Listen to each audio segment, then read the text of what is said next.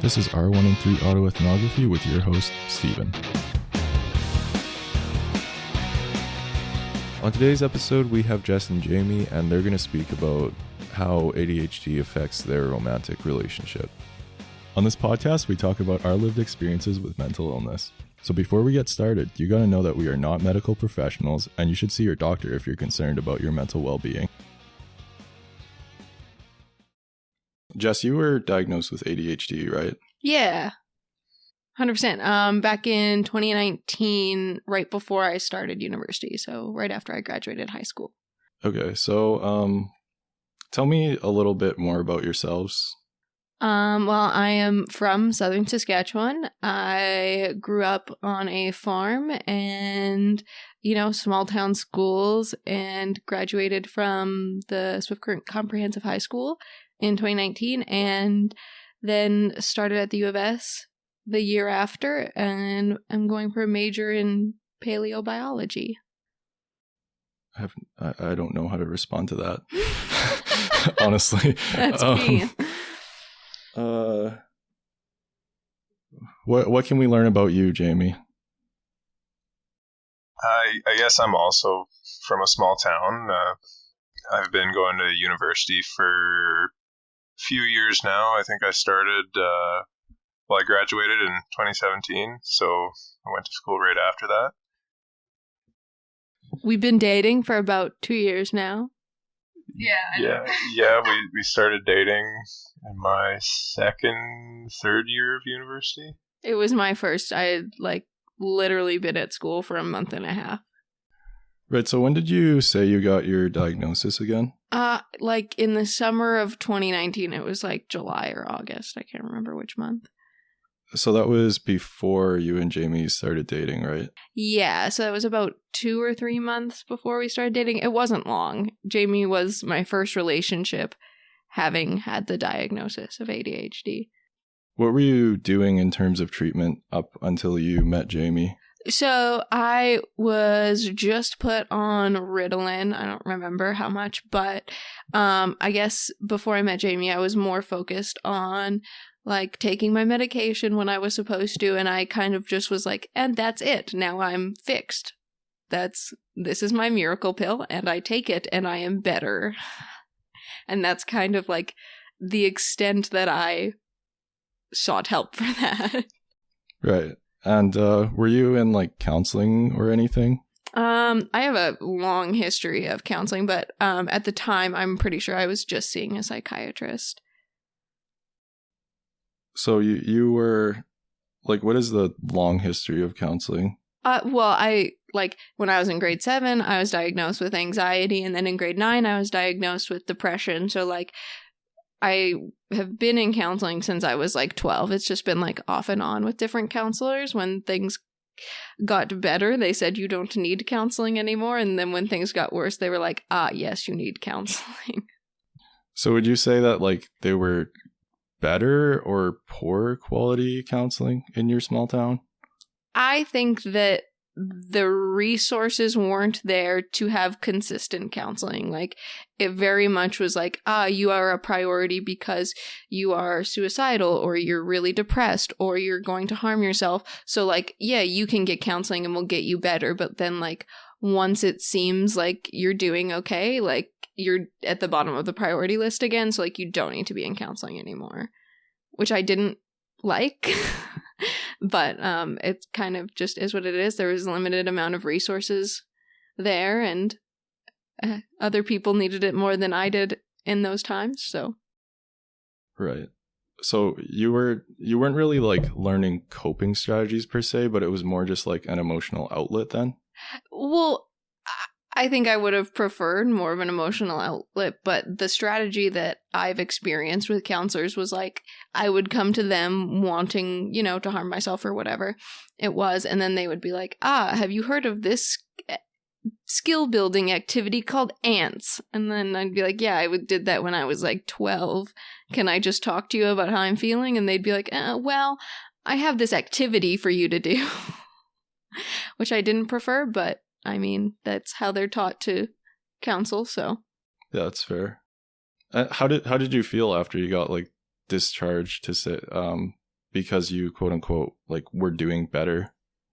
I think that I never wanted the counseling to stop, because as much as like, you know, I hated going to counseling and like having to talk about the like really hard things to talk about, it like in essence was really, really beneficial for me when I was doing it consistently. But it's like every time some counselor was like, all right, you're doing good, like we're going to close your file now, I'd be like, it was just like my heart would just sink, because I knew like in a month or in 3 months, I'd be back in the same place. It's just, it would be with a new counselor. I'd have to get comfortable again talking to that person. And then I knew like once I finally got comfortable, they'd be like, time to close your case again. Because you seem okay. So you never really saw the same counselor consistently in your small town? No, I think I saw like a total of 5 or 6 different counselors over like the course of 5 years. So, and you never like, I guess, went in there proactively. It was more just like after something shitty happened. Well, yeah, because I, you know, never wanted to go back, because I never wanted to do like the uncomfortable parts again of like having to introduce yourself and then tell them your whole story. And I always felt like, not like they wouldn't understand, but just like uncomfortable having to tell another different person. So I wouldn't like basically refuse to go back until I had to. And it was like a danger to my health to not. Yeah.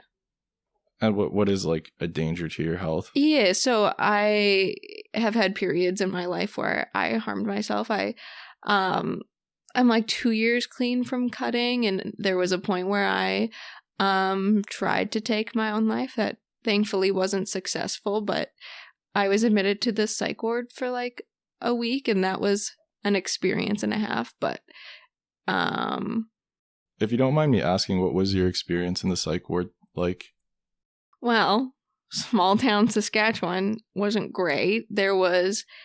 So where I was at, there wasn't any like distinction between like the ages. Like I was like 15 when I was in the psych ward, and there were like, you know, like 40 and 50-year-olds in the psych ward. So like I was very uncomfortable just because I felt like there should have been some separation there. Like I was a child, and like I think it was like June. I remember that like classes were like wrapping up for the year. I was like gonna miss finals, and I wanted, like, it was hot. I was like wearing shorts, and the nurses were like, you can't wear those. You have to wear pants, because of some of the people in here, like, you know, we're clearly not all mentally in our best headspace. And I just, from that moment, was instantly totally uncomfortable with the entire situation and felt like I would have been safer like at home with my mom. Like and any other instance where I've like even heard someone like go to the psych ward, it's like, yeah, I went to like the teenage like ward or the teen ward or like the child ward. No, it was just one like common area basically. And then there was like a movie room, and then you had all like your separate rooms. Like, did you find that it was helpful when you were in the psych ward? I mean, I feel like I was just like more stressed out about like this situation that I was in. Like I had to have special permission to have my laptop so that I could write my papers for my finals that I was like about to fail because I was in the psych. Granted, I mean, like could have chose a better time, but yeah, a better time to go to the psych ward. It's not really about timing in those situations. So like, you know, I couldn't have my phone. All my friends were like desperately trying to get a hold of me, and I was like, just, there was like one girl my age there. So it was, I think, I don't know, I didn't like it. It didn't help me. I felt worse in there than I felt out. But I mean, you are safer. You know, there was no means for me to harm myself, so that's probably a good thing. Right. So like after you got discharged from the ward, what were those conversations like with your friends? Oh, super uncomfortable. Especially because I like really wasn't ready to have that conversation yet. Like the people that like needed to know, I told and like was comfortable telling because they knew kind of what had been going on in my life at the time. And my one friend always jokes now that if I lose my streak with her, she thinks that I'm back in the psych ward because we had like a 400-day streak on Snapchat and I lost it because of that. But I think I just like wholly wasn't prepared for coming back out and having those conversations.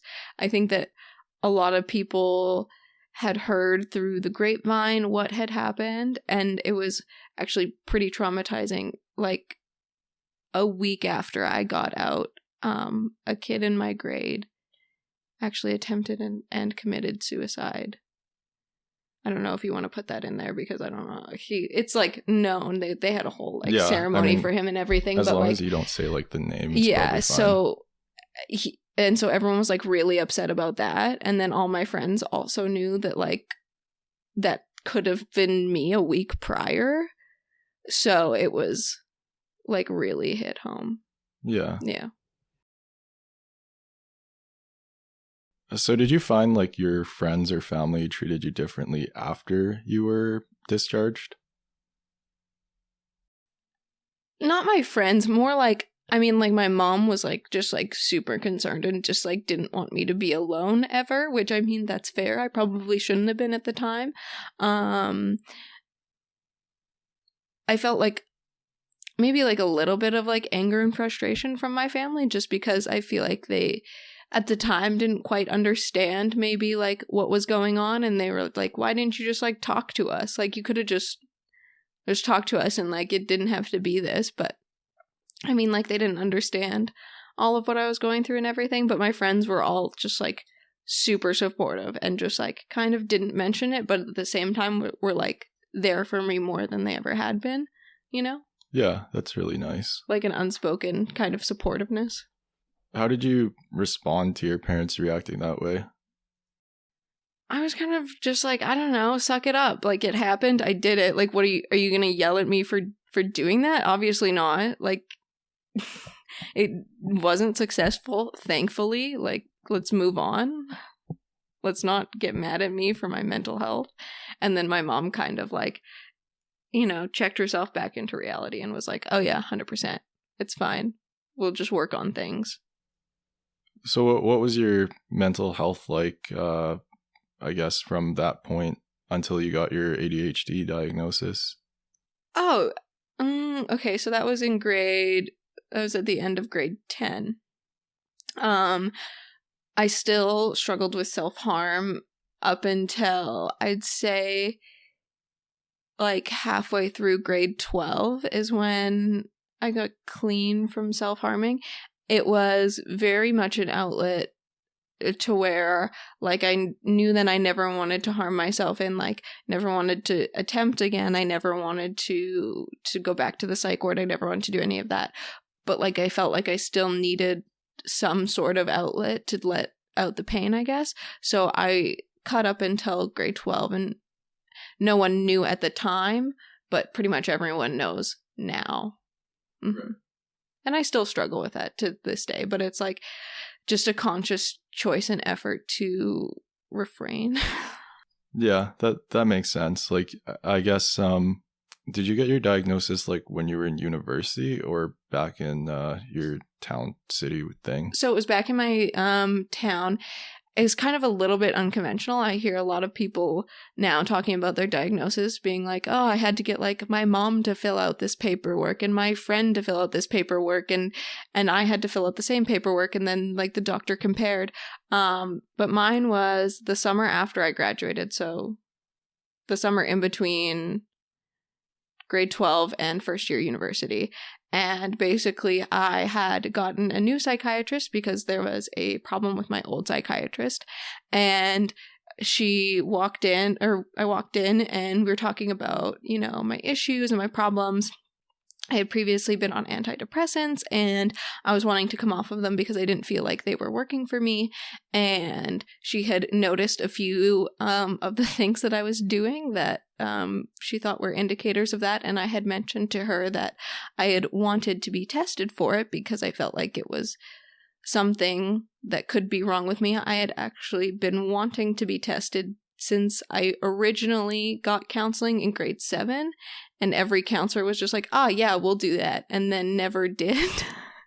So it wasn't until that psychiatrist, and she was like, "I literally see it all over you. Like, you're chewing your nails, you're tapping, you're like, you have this thing on your keys so that you can find your keys and your phone." I had like that little tile thing, and she was like, "Oh, what's that?" She was like, "You're talking really loud and really fast and interrupting," and it's like all these signs. So she just like handed me like a little like form questionnaire thing. I did it, and she was like, "Yeah, I'm not going to add this up right now, but it's a pretty high number, so here's your prescription. Like, there you go. You have ADHD. Here's Ritalin." So a lot of the barriers that you went through to get this ADHD diagnosis were more like external than internal. Like, you weren't struggling with the idea of having Oh, no, I ADHD? really wanted, like, not that I wanted to be diagnosed with ADHD. Like, I don't think anyone, like, really wants to have ADHD, but, like, I know that there's something wrong with me. I can feel it.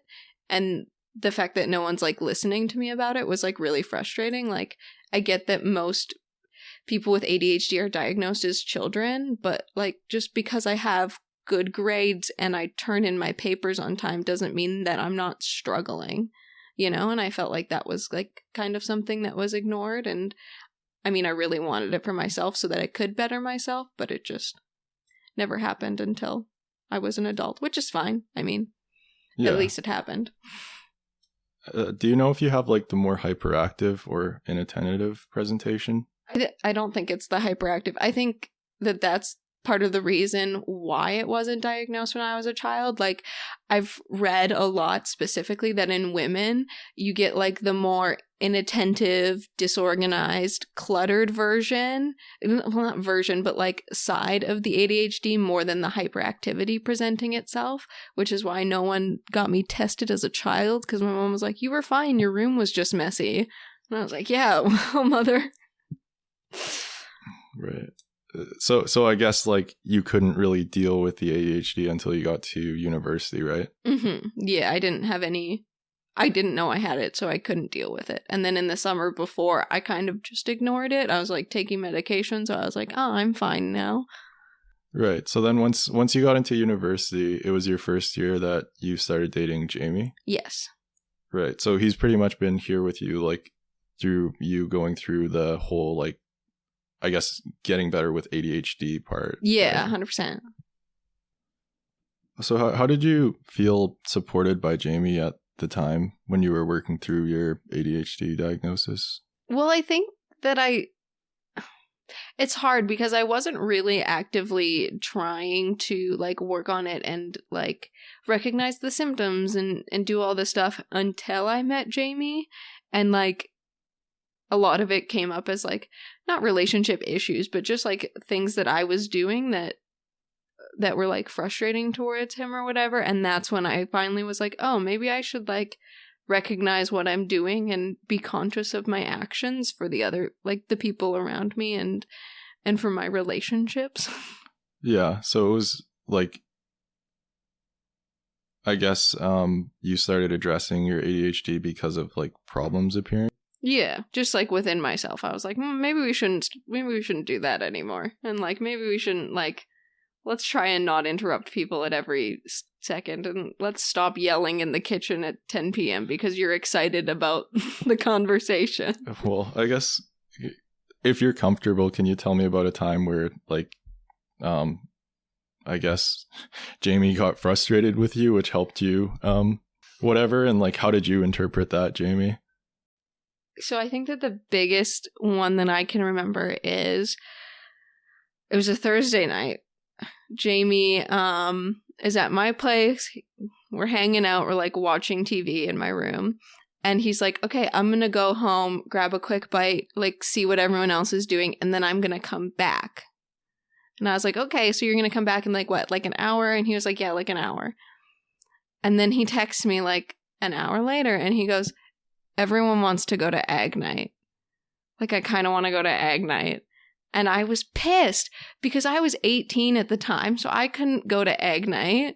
Like, I wasn't legal. And he had, like, made plans with me to hang out with me that night. And then, like, I have a really I don't handle change very well, which is like a really big symptom of my ADHD. Like if we have plans, like keep the plans, or like let me know ahead of time. Don't be like, I'm coming back in an hour and then not come back. So like I got really, really angry with him, and like there's no reason to get that angry over such a minimal thing. Do you remember that, Jamie? Oh yeah, and it was small plans too. Like it was, oh yeah, I'll be back in an hour. So like we didn't have anything that we were gonna do or anything specific. It was just, it wasn't like I'll come back in an hour so that we can go to the movies that we like bought tickets for. Like there was no hard plans. He was just like, I'll come back in an hour and see what's up. Right. So like how did you react to that, Jamie? it was surprising. It was definitely a little bit surprising. Like I wasn't really ready to be under fire for changing my plans. It was, I'm pretty sure I just kind of shook it off like, well, that was weird. And then he did go to Ag Night. I did go to Ag Night. He did. So did you know that Jess had ADHD like before that? Yes, I think, and that might have been one of the symptoms of Jessica's ADHD is that she told everybody that she had it and apologized for having it very quickly into meeting someone. It was...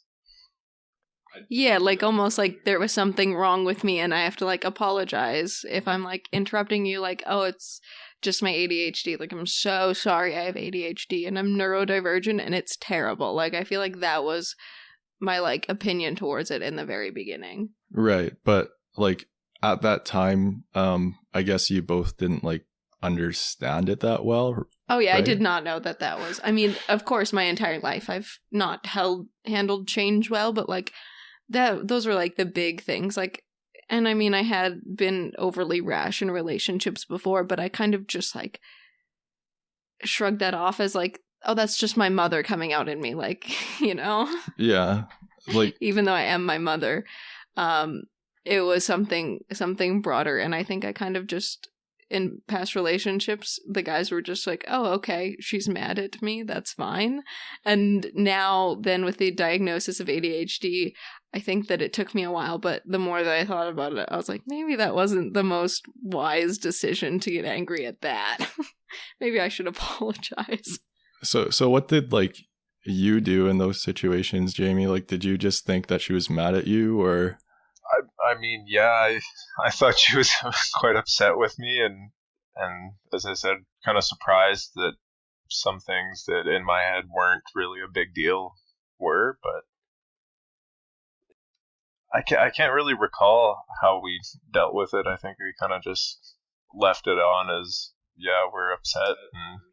And it happened. Can't fix it. Moving on. Yeah.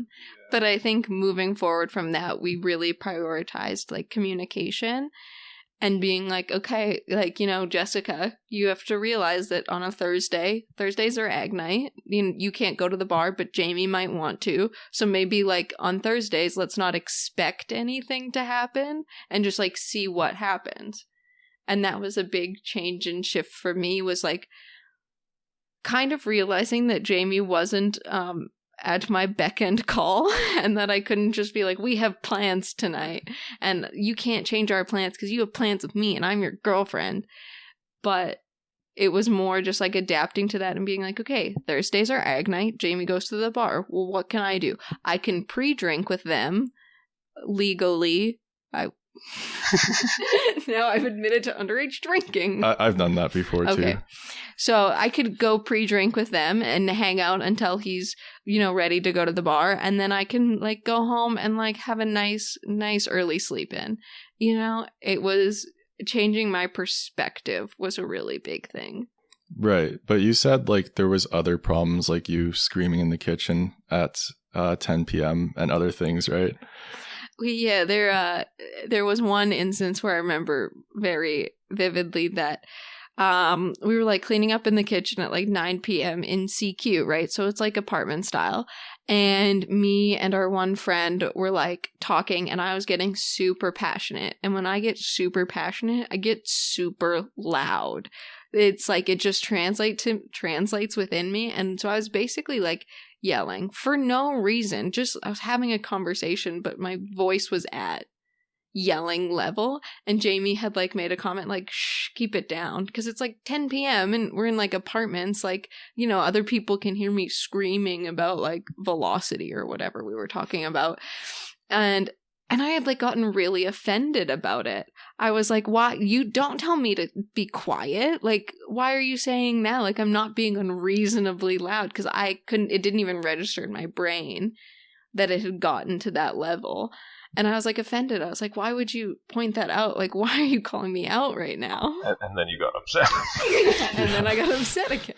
But that was one thing we kind of figured out, was we had to figure out a kind of a signal to be like, this is happening. And let's recognize the height of our voice right now, and it's not a bad thing, but people can hear you when you talk normally. We're right. So like these problems popping up with ADHD, like when did the frustration get to the point where you guys could kind of like recognize this is why this is happening? Or was it more just like, I don't know, something that you figured out? I think it was just something that like over like conversations that we had, and like, you know, I had like started to like look more into ADHD, because I was like, these clearly aren't problems that Jamie's had before. They're problems that I've had before. So it's clearly something, you know, on my end. So what's new on my end? Okay, I've recently got diagnosed with ADHD. So let's like really look into some of those symptoms and some of the things that like maybe I didn't know about it because I hadn't done that research. And then, oh, well, there all of it is. You know, you don't handle change well. Your voice gets really loud. You're prone to interrupting people. You know, you're prone to have this messy, cluttered space. So once I realized that those were the symptoms, it's just having that conversation with Jamie being like, hey, so I recognize that my voice gets really loud sometimes. And that's like not really that okay in a conversation, right? But like, it is my ADHD coming out, so it is a part of me. I can't just make it go away, but let's try and manage it a little bit, I think is how we came to that. Definitely, yeah. We just kind of did it as, let's be cognizant of what we're both doing and how we're dealing with things that happened, and that probably helped a lot.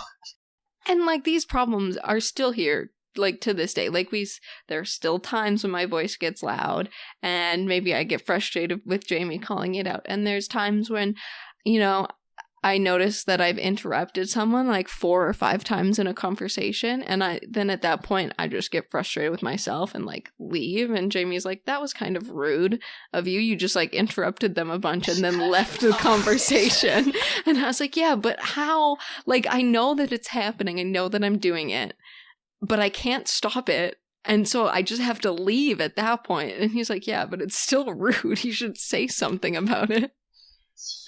That happened like a couple weeks ago with one of our roommates. So it's almost like Jamie helps you hold yourself accountable to some of this stuff? Oh, 100%. He calls me out, and he's not afraid to do it anymore, I don't think. Jamie, are you afraid to call me out? Not as much as I used to be. What were those first conversations like? Rough. Yeah, they were hard. They were not conversations I wanted to have. Because, you know, it's like this thing that I can't control is inhibiting a part of my relationship. So how do you fix that? And how do you have that conversation where it's like, hey, just being vulnerable, like, this is who I am. I'm not sorry about it, but I am. I'm not, but I am. And like, do you accept me being this way? Like, that's a really vulnerable place to be in, because he very much in any one of those conversations could have been like, this is too much for me. Like, I can't deal with this. Like, you're too much.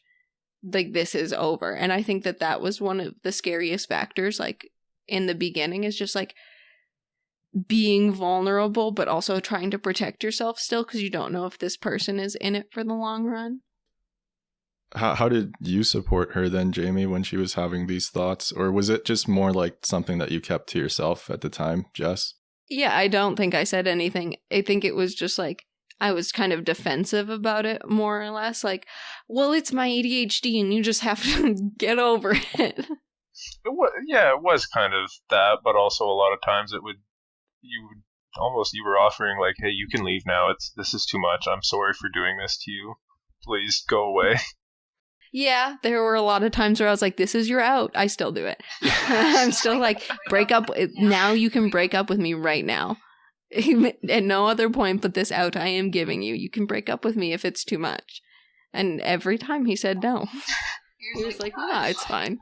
I mean, in terms of like working together to support her, what is it that you do, Jamie? Or like, what is it that you did at the start? That's a really good question. Thank you. I don't know. I don't know what was done. I mean, I think him even just being like open enough to have those conversations and like willing enough to work through a very fresh diagnosis with someone and like, you know, being ready to have those conversations. Like, would you also look into ADHD with her? Or just kind of like help her work through some of the problems that's occurring because of it? I think I kind of let her take the lead on the ADHD front. It was like your pet almost. Like, this dog, it's a bad dog, I know, but we're working on it. And it was, we have to feed it at these times. And I've kind of just, yeah, okay, we're doing this. You're just along for the ride for that one. I mean, but you did, you know, a part of the thing with ADHD is when you're on Ritalin, you're not supposed to be drinking. And Jamie, because it is serious medical, like, repercussions, like, you could die. And I do not recommend anyone drinks on Ritalin or Adderall or any ADHD medicine, any stimulant. I don't agree with it. Please don't do it. I am not a good example. Okay. I just need to make that clear. I'm not liable. But I would occasionally drink on my Ritalin. And, you know, it was something that Jamie was very concerned about every time that I did it. He would, like, be tapping, like, me and being like, are you okay? Is your breathing okay? Like, are you doing good? Like, let's check in here. Like, do you really need another drink? Is that going to be too much? Well, because the one thing you told me was, yeah, drinking on Ritalin is really bad. I could just stop breathing at one point. And that was a little bit concerning to hear, like, and you're still gonna drink? Granted, I would like not take my medication that day, but I would still be worried that, like, oh, is it still in my system? Is it still gonna do blah, blah, blah, whatever. I would try to be as safe with it as you can, but I think general recommendation is to just go sober. Just don't drink. Yeah. That makes sense. So again, it's almost like he's holding you accountable or helping you be accountable. Yeah. And I think that a big part of him helping is just calling me out on my bullshit. Yeah. I don't know. How do you feel when you do that, Jamie? Like, it's really difficult. Like, it's because at points it almost becomes like I'm not trying to say that you're doing something wrong, but like when I'm calling you out, it's saying you're doing something wrong, but I like trying to tread the line of, I understand that you don't really have control over this. It's tricky for sure. And I think it's harder because he doesn't know what my response is going to be. Because sometimes I'm like, 100%, yeah, I saw myself doing it. Like, I understand, I recognize it. And then sometimes I'm like, how dare you? So, how dare you call me out on my bullshit? So I think that that's difficult as well.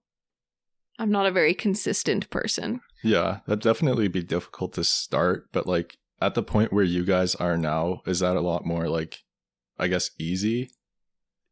Yes and no. It's because it's constant, right? It's never going to go away. It's always going to be there, and it makes having other arguments wrong because, I mean, or not wrong, difficult. Just because you have ADHD doesn't mean that that's the only thing that can cause problems in our relationship.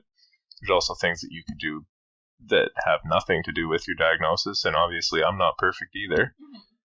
So it almost gets tricky to toe the line of what is from ADHD and what isn't, and like sometimes I find myself questioning, is is this something from ADHD, or like where is the issue coming from even? Or is she just being a bitch? Yeah. So is that more like a conversation you have with yourself, or is there kind of an open dialogue about this now? I have never heard that open dialogue, if there is one. Yeah. I've never heard that. It's more into some internal questioning and deliberation before. But it can also make it harder for arguments because, like, I do interrupt people a lot. And when you're arguing with somebody and you start interrupting them, like, that makes them mad. Like, when I get interrupted, like, in an argument, I get mad because it's like, you're not letting me finish. You don't respect me enough to let me finish. So I think that that's a big thing that we've had to deal with, too. Is, like, yes, you can interrupt, and yes, that is a side effect, but also just shut your mouth for a minute. But yeah, I like definitely see where you're going, Jamie, where it'd be hard to see like if something was just like what happened or what happened because of this. Yeah. But either way, like, I guess, like, does it just make it easier if you know that a problem happened because of ADHD? Or do you still find it like kind of difficult sometimes? I think it's always going to be difficult because, you know, I guess we always try to strive to do better. And try to resolve our arguments. Like, okay, I was angry about this. Like, how do we do better for next time? Like, what's the action plan here? Like, maybe next time we, you know, say, hey, did you mean to say it like that? Like, are you really mad? Or did I just take it the wrong way? Like, not interpreting those emotions. So I think it's harder with ADHD to make an action plan for those things. Yeah, and even just the way that we solve, like you say, we make an action plan, but when we solve issues, a lot of the time we're solving them more like, this is what happened. We're not going to look at why it happened as much, and it's going to be more, this is how it made me feel. I need this to fix it, and kind of doing it that way makes it easier because then it doesn't necessarily put blame on what the issue was originally. Yeah, it's just how people felt about it, which is, I think, a lot better. It is, like, it doesn't matter why it happened, but how did you feel when it happened? That's a really good way to think about it. I got like chills when you started explaining. Yeah, that was actually really good. I wouldn't have been able to say that. So, like, how is it that you get your needs met in an argument, Jamie? What do you, like? Because, like, if you understand that some of these things are happening because of ADHD, how is it that, like, you know, start, I don't know how to word it. Okay, I think I kind of know what you mean. Like, how do I get my closure almost? Like, yeah, sort of, or like, how do you, how does Jess take care of you? I guess and this was right from the start of our relationship either, was just being cognizant of what we're both doing and what, like, it was almost, you made a promise to always be thinking about what you're doing and working on it, and what the definition of working on an issue is really loose, but just even keeping it in your mind and being aware that that's always there is kind of how I keep. Yeah, I think that that's a big thing, is like, we've always, like, that action plan. Like, I'm going to do better on this for next time. So it's me asking Jamie, like, what do you need in this moment to, like, make this better? And he's like, I need you to thank me more and to show me more appreciation. So then I try really, really hard and put that, like, in the front of my mind whenever Jamie does something for me. I'm like, oh, okay, so I'm, like, gonna make sure that he knows that I appreciate him doing that and those things. Right. So you have, like, these action plans in place to, like, prevent arguments, I guess? Yeah, they're like after arguments to prevent the next one. It's like, this is the problem that I'm having right now. This is how I want it fixed so that we don't have that problem again. Mm-hmm. So it does sound like you guys don't focus on ADHD, which I think is awesome. But, like, I know that because it's not going away, some of these problems might come up again. So what happens if, like, an action plan doesn't work? What do you do?